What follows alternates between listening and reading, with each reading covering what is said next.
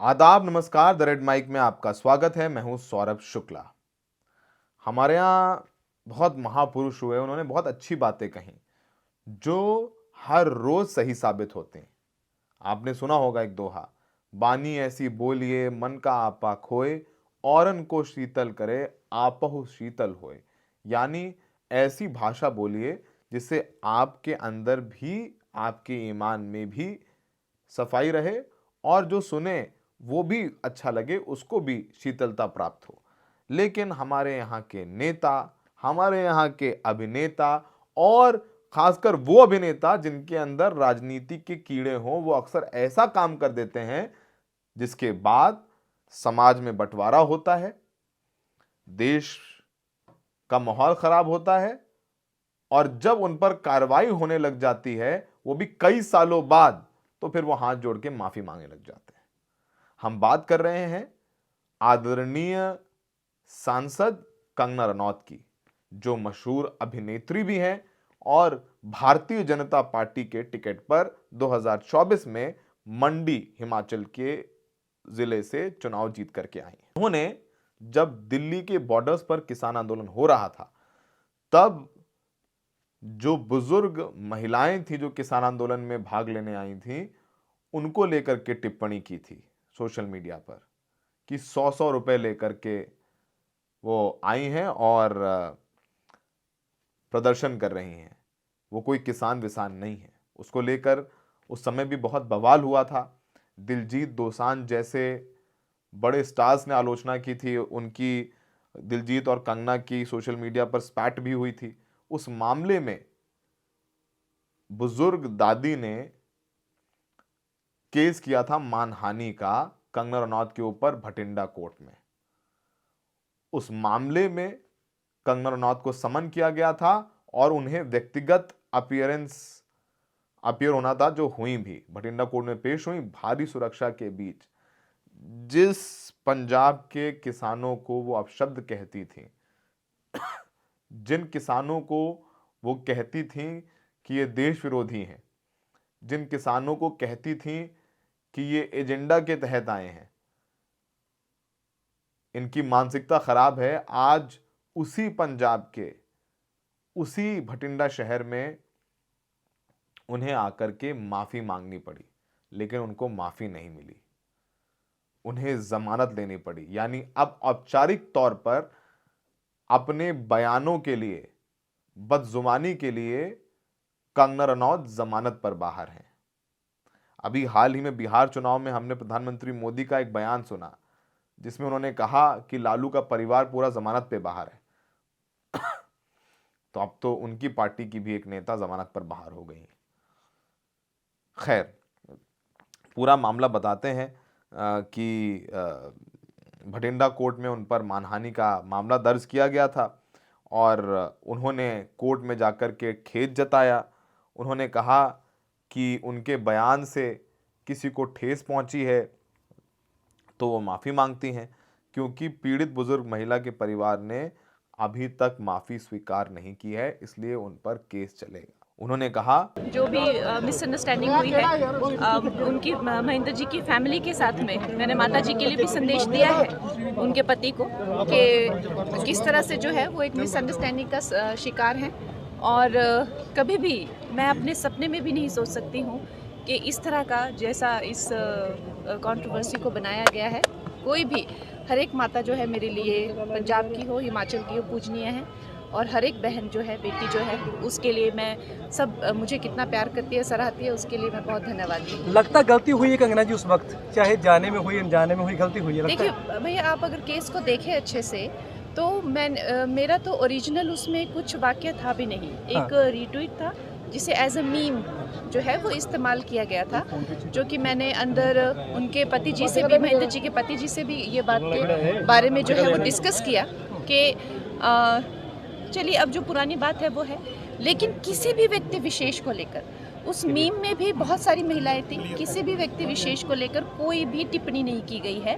एक जो है एक जहाँ पे इतने आंदोलन देश में हो रहे थे उसको लेकर एक जनरलाइज मीम पे किसी ने कमेंट किया था, तो उसको लेकर जो है वो बात हुई। लेकिन जो मिसअंडरस्टैंडिंग हुई है उसको लेकर हमने खेद जताया है, और माता जी को अगर कोई ठेस पहुंची है तो उससे बहुत ज़्यादा दादी को मिले आप आज दादी से मिले, मुलाकात हुई दादी से? दादी जी नहीं आए थे, उनके पति जी आए थे, तो उनको मैंने ये संदेश दिया है।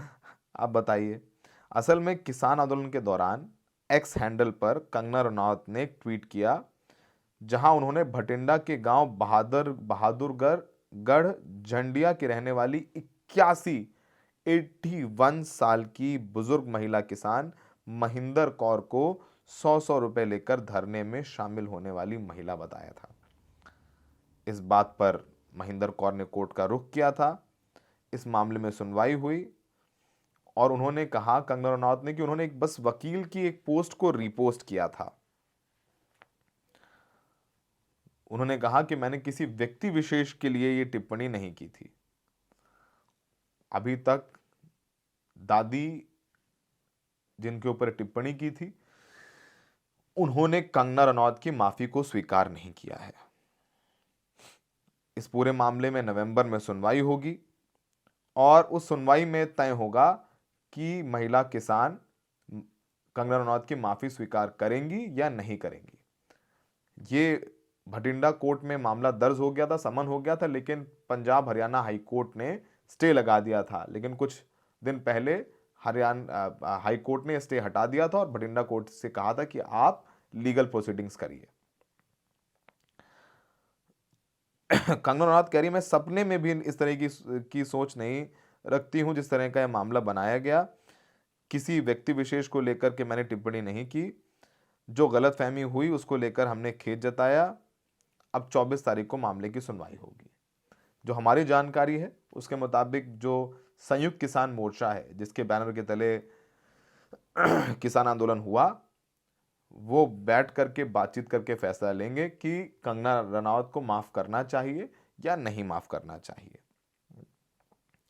अब सबसे बड़ी बात यह है कि कंगना रनौत के इस बयान ने किस तरह लोगों के दिलों को चोट पहुंचाई। आपको वो सीआईएसएफ कांस्टेबल याद होगी, युवा लड़की जो सीआईएसएफ कांस्टेबल थी, वो एयरपोर्ट ड्यूटी पे थी और कंगना रनौत नई नवेली सांसद बन के जब चंडीगढ़ एयरपोर्ट पर पहुंची तो उस कांस्टेबल ने एक थप्पड़ जड़ दिया था कंगना रनौत को और उसने बोला था कि मेरी मां भी किसान आंदोलन में गई थी और कंगना रनौत ने कहा कि 100 रुपए लेकर के महिलाएं जाके प्रदर्शन कर रही हैं। और कंगना रनौत का ये सिर्फ एक बयान नहीं, किसान आंदोलन को लेकर के उनके बहुत सारे बयान हैं। लेकिन जब आज कोर्ट में आई कार्रवाई की नौबत, तो वो खेद भी आ गया, गलतफहमी हो गई थी, माफी मांगती हूं। अब भी नहीं मान रही हैं कि हाँ मैंने स्टेटमेंट दिया था, मुझसे गलती हुई, मुझे एहसास है। अब भी वो गलतफहमी कह करके अपने कृत्य और अपने बयान को एक तरीके से डिफेंड तो नहीं करी, लेकिन उससे बचना चाह रही हैं, उससे मुंह मोड़ रही हैं। अगर आपने गलती की है तो आप माफी मांगिए। और पंजाब तो बड़े साधु संतों की धरती रही है और हर धर्म में माफ कर देने वाला बड़ा होता है। माफ कर भी दिया जाएगा। हमारे एक आध लोगों से बात हुई, लेकिन अभी तक औपचारिक तौर पर यह फैसला नहीं हुआ है। लेकिन कंगना रनौत के सुर बदल गए हैं। 24 नवंबर को अगली सुनवाई होगी और उससे पहले यह तय होगा कि कंगना रनौत को माफी मिलती है कि नहीं मिलती है। और अब वो कह रही हैं कि गलतफहमी हुई थी, हर मां का सम्मान है और उन्हें आज पहली बार कोर्ट में अपने बयान के लिए व्यक्तिगत तौर पर पेश होना पड़ा। पर्सनल अपीयरेंस थी, तो उनको समझ में आ गया कोर्ट कचहरी का चक्कर है, मैं कहाँ जो है कोर्ट कचहरी के चक्कर लगाती रहूंगी। वो बयान तो दे दिया, किसान आंदोलन भी खत्म हो गया और मैं फंस गई। और कंगना रनौत के बयानों के चक्कर में उन्हें थप्पड़ तक खाना पड़ा, कोर्ट में पेश होना पड़ा। इसीलिए हमने शुरुआत में कहा कि बहुत सोच समझकर बोलना चाहिए। बीता हुआ वक्त और मुंह से हुए निकले हुए लफ्ज कभी वापस नहीं आती। कंगना ने भटिंडा कोर्ट से रिक्वेस्ट किया था कि वो वीडियो कॉन्फ्रेंसिंग के जरिए पेश हो जाएं, जिसे रिजेक्ट कर दिया गया। बोला नहीं, आप व्यक्तिगत रूप से पेश होइए आकर के। तो कोर्ट को भी सल्यूट कि कम से कम इन बड़े सेलिब्रिटी नेताओं और स्टार्स को पता होना चाहिए कि कोर्ट्स क्या होती हैं, क्या ताकत होती है। एक आम आदमी और एक सेलिब्रिटी भी कोर्ट की नज़र में बराबर है।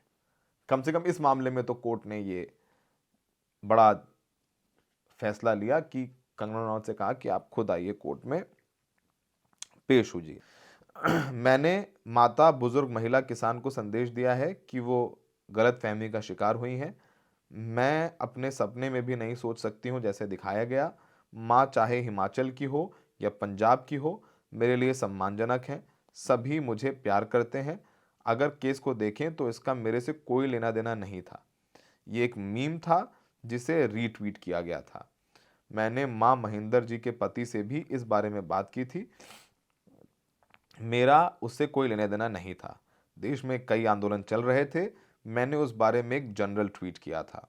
जो मिसअंडरस्टैंडिंग हुई है उसके लिए खेद है, ये उनका बयान है। तो माता जी तो नहीं पहुंची थी कोर्ट, लेकिन माता जी के शौहर, उनके पति कोर्ट में थे और उनसे कंगना ने बात की थी। और अभी ये फैसला, माफ़ी दी जाएगी नहीं दी जाएगी, ये संयुक्त किसान मोर्चा तय करेगा। और हमने आपको बता दिया, ट्वीट भी किया था। और वो ये भी कह रही हैं कि शाहीन बाग, उन्होंने गलत तरीके से शाहीन बाग वाली बिल्किस बानो को बता दिया। फिर कंगना रनौत वैसे इस केस को रद्द कराने के लिए हाई कोर्ट भी गई, सुप्रीम कोर्ट गई, लेकिन उन्हें राहत नहीं मिली।